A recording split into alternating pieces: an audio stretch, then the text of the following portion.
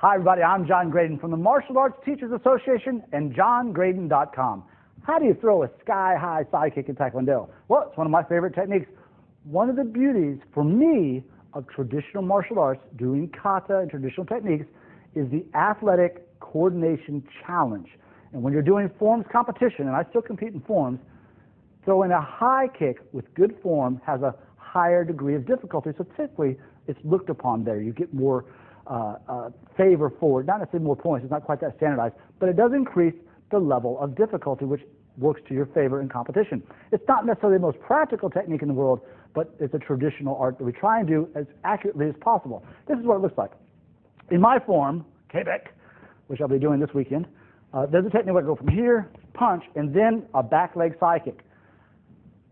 The back leg side kick is going to come from this leg, and the key is that you want to commit to the kick.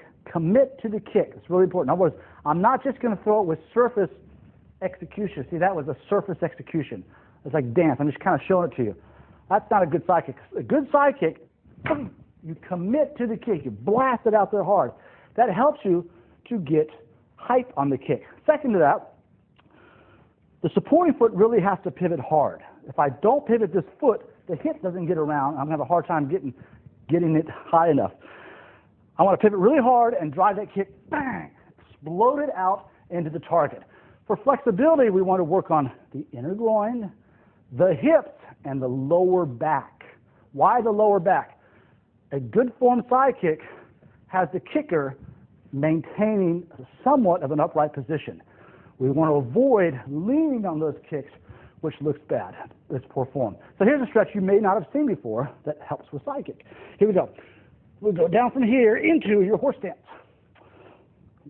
Knees bent. Take your forearms between your knees. When you do a stretch like this, it's a little uncomfortable. Your body naturally guards. It naturally tenses up a little bit. You've got to mentally override that. Just breathe, override it, and open up your legs.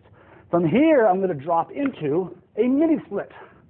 So from here, my knees go right across my hips. I'm not sitting back, I'm not sitting forward, I'm right in the middle, and I'm continuing to push my legs apart. Sometimes you can have somebody push your hips down from the back, rock back and forth just a little bit, push it out. Next, roll on one leg, extend your side kick, and roll towards it. Notice that here, my knees across my hips out to the leg are in a straight line. Again, I'm not stepping back or sitting forward too much, and I'm really prying those legs apart.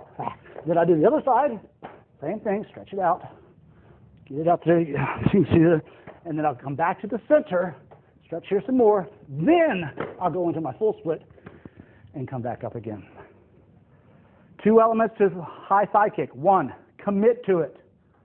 Two, work your flexibility. I'm John Graydon. I hope that helps. Thanks.